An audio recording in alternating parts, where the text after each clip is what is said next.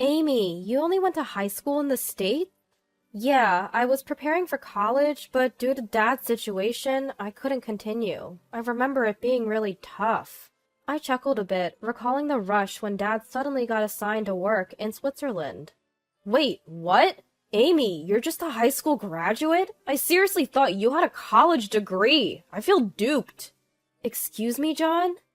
My name is Amy. I got married at 27 and we've been newlyweds for just a month. I met my husband John through work. Not in the same office, but I was at the company where John came as a sales representative. He said he took a liking to me at first sight and pursued me. Given his sales background, he was really good at talking. Before I knew it, we were dating. Within just 3 months of dating, he proposed to me passionately, saying he didn't want anyone else to have me. Shockingly, within just 6 months of meeting, we decided to get married. Many advised us to take it slow. Maybe my long stint living in Switzerland influenced me, but I always preferred passionate people over calm ones. I genuinely loved John, who pursued me aggressively and proposed with such fervor. I believed he was the one for me. Sure, we didn't know much about each other, but that didn't matter. We felt it was enough just to be together and didn't care about a wedding ceremony. We registered our marriage the day after a family meeting and started living together. All I know about John is where he works and that he has a family of 4, his parents and a younger sister. Likewise, John probably doesn't know much about me either. There are things we wish the other knew, but we decided it's more fun to learn about each other gradually. However, both our parents requested we have a wedding. They told us it's a rite of passage, even if it's a small ceremony. Unable to decline, we began planning with the intention of fulfilling our duty to our parents. We planned for a small restaurant wedding, just for the family. Still, we were flabbergasted to find out both our parents became close, and were planning a grand wedding without our knowledge. Nevertheless, John said, "If both our parents want it, let's do it." I had no choice but to agree. While I don't like complications, once I'm committed, I need to do things thoroughly. I meticulously checked details like invitations and welcome boards, ensuring everything was perfect.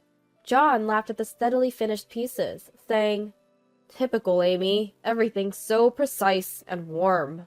That praise made my day. It was during our wedding preparations. Our wedding planner, Lily, asked us to write down our profiles. We filled out the given forms with details, like where we were born and the elementary schools we graduated from. Lily glanced at my paperwork and looked surprised. "Amy, you only went to high school in the States?" "Yeah, I was preparing for college, but due to Dad's situation, I couldn't continue. I remember it being really tough." It was a sudden memory of Dad's abrupt assignment to Switzerland that made me chuckle a bit. "Wait, what? Amy, you're just a high school graduate? I seriously thought you had a college degree. I feel duped." "What did you say, John?"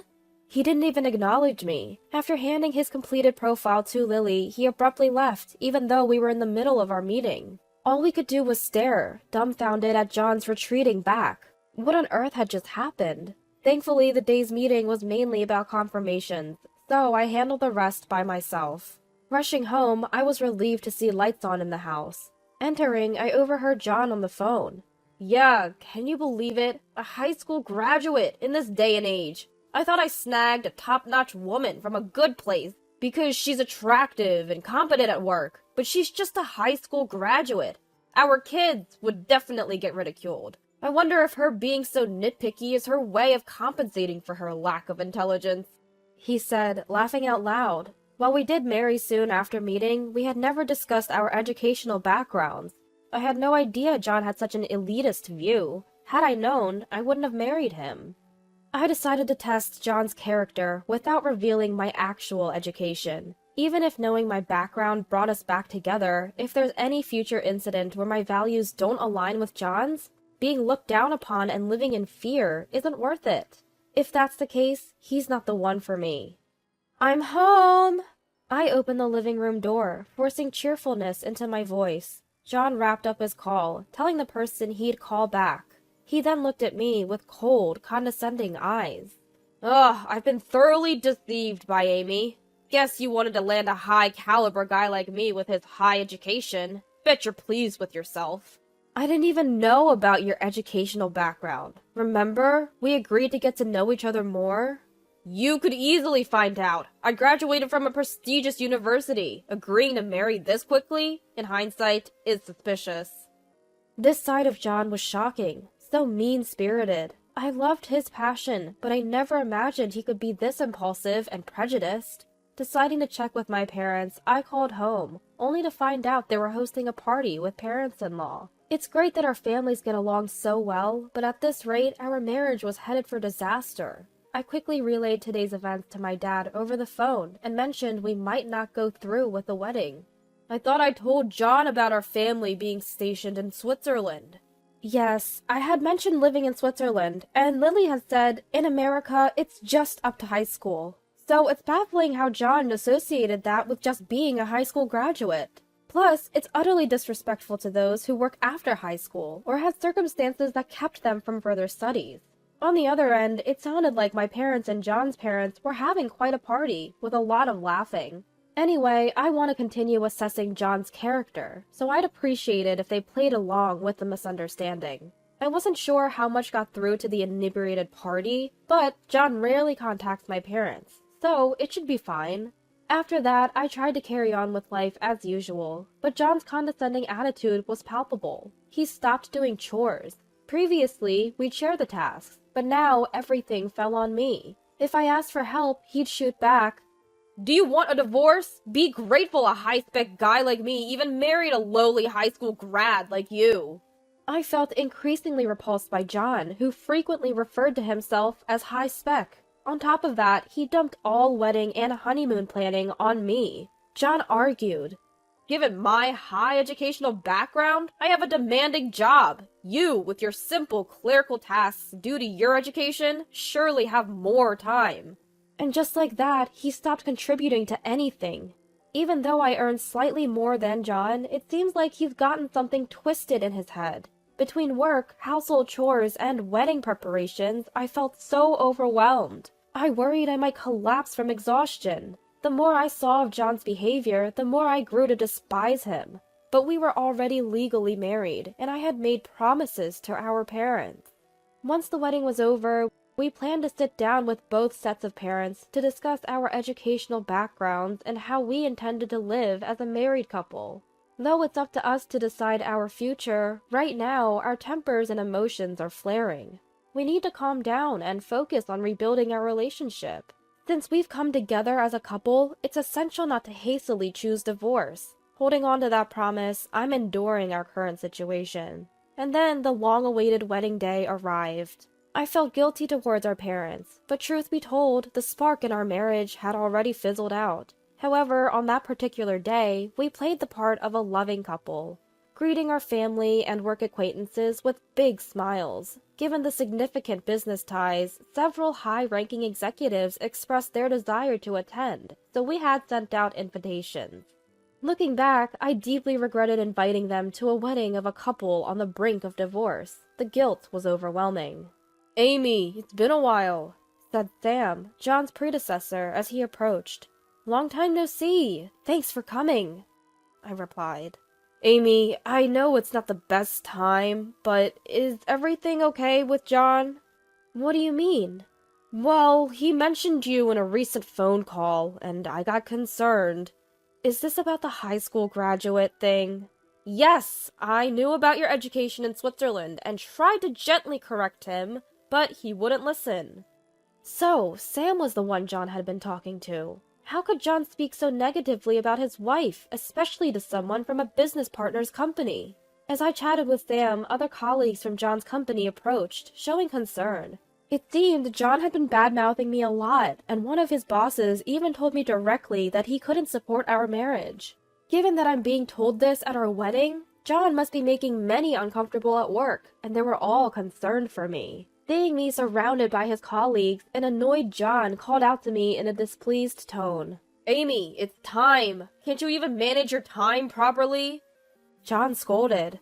I silently followed behind him, my emotions concealed. I doubt we appeared happy, even up close. I had hesitantly told my friends about our marital issues and suggested they might not want to attend the reception. Still, they insisted, wanting to be there for me. A few even flew in from Switzerland, and their tables decorated with a Swiss touch. were a topic of interest among the guests. The wedding ceremony concluded without a hitch, and the reception began. Our bosses from both sides gave their welcoming speeches. Following a toast, the meals were served. Yet, throughout it all, John kept a sour expression and just kept drinking his alcohol. "John, that's enough drinking," I said, trying to intervene. Drunk and agitated, John blurted out, "It's all Amy's fault! I had this perfect life planned out. We'd have these amazing hybrid kids, be the envy of everyone, and now—" Suddenly, he got up, snatched the microphone from the host, and started ranting.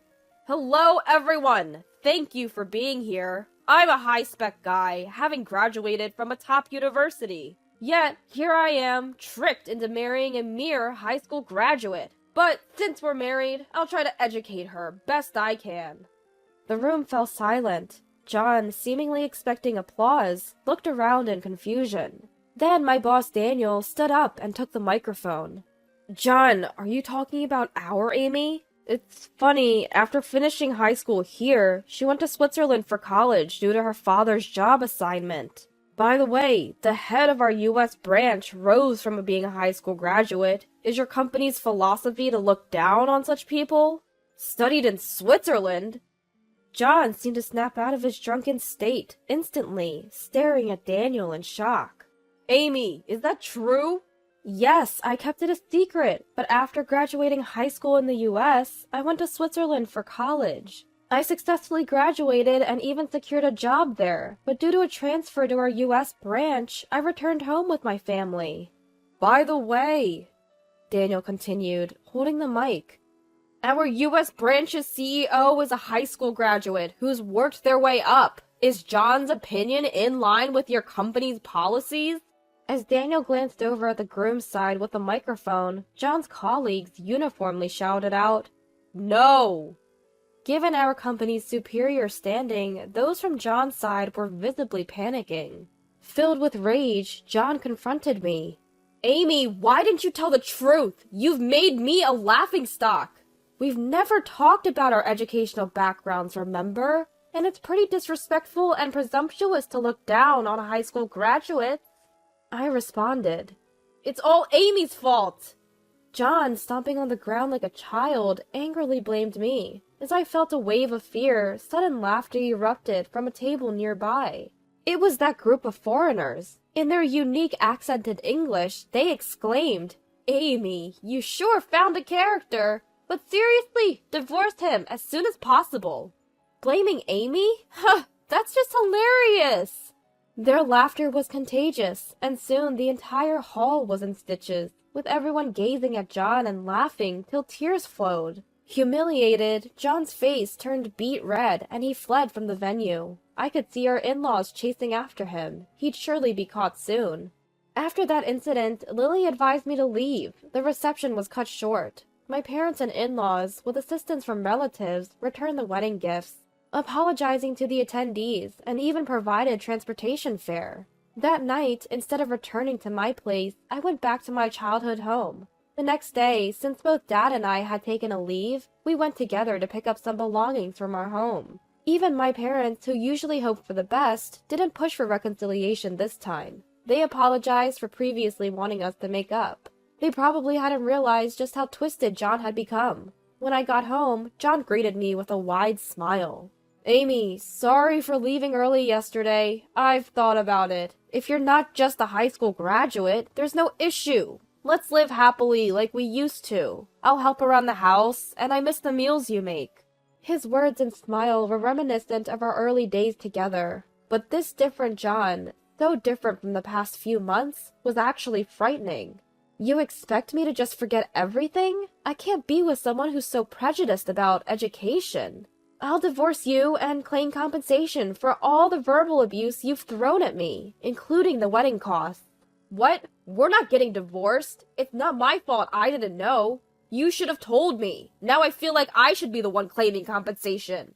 "John, during our family meetings, we mentioned Amy lived in Switzerland from 18 till she started working. What did you think she was doing in Switzerland all those years?" "Well, the planner said she only went up to high school." "In America, she only attended up to high school. That's what was said." You can't be vague like that. You should have clearly said she studied in Switzerland. So you're saying we didn't provide enough information? Exactly. You need to explain things clearly. If we need to explain everything from A to Z and you don't try to understand the context or ask questions, then every time you don't like what's being said, will my daughter always get verbally abused by you? I'm sorry, but we're taking her back. We can't leave her in a place where we know she'll get hurt. No, wait! It's just a typical marital spat. There's no need for a divorce now. I do care about Amy, and there's no reason for me to hurt her anymore. John's tone started to waver as my dad firmly suggested divorce. You might have decades together, but with different values, many issues will arise. There'll always be a reason for you to hurt her. Amy, let's go. Upon my dad's command, I quickly packed the essentials. John kept insisting that everything was fine and that they wouldn't divorce. Yet, anyone who looks down on others doesn't align with my values. It's that simple. Leaving a tearful John behind, I walked away from our home. I couldn't help but wonder, if he was so against the divorce that it brought him to tears, why did he continuously hurl such harsh words at me? Eventually, with the help of lawyers, the divorce was finalized and I was granted the compensation I had asked for. Even after the divorce, my parents remained close with my former in-laws. They often had parties at our place.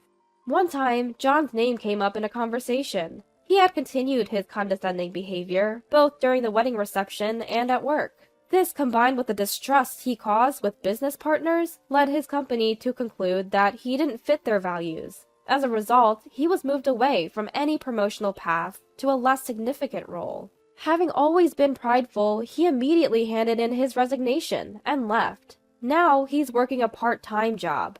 He's repeatedly mentioned wanting to move back home and promised to repay all the compensation money he owes. However, they've told him not to return until he's settled his debts. Despite this, they say he calls them nearly every day. According to my former in-laws, John had been pretty average throughout college. But during his job hunting days, he noticed a wealthy friend who had attended a more prestigious state university than him easily land a job at a major company through connections. Witnessing this made John believe that in the world, education, money, and connections were all that mattered, leading him to adopt a skewed perspective. Being among the more educated in his company, he received praise from his colleagues, which apparently didn't help. He began looking down on others, which led to the current situation. While John might have his reasons, the loss of important values like compassion and respect for others is his own responsibility. Unless he addresses his flawed character, he'll likely repeat the same mistakes wherever he goes. Not that it's my concern anymore. Recently, my company proposed that I return to our headquarters in Switzerland.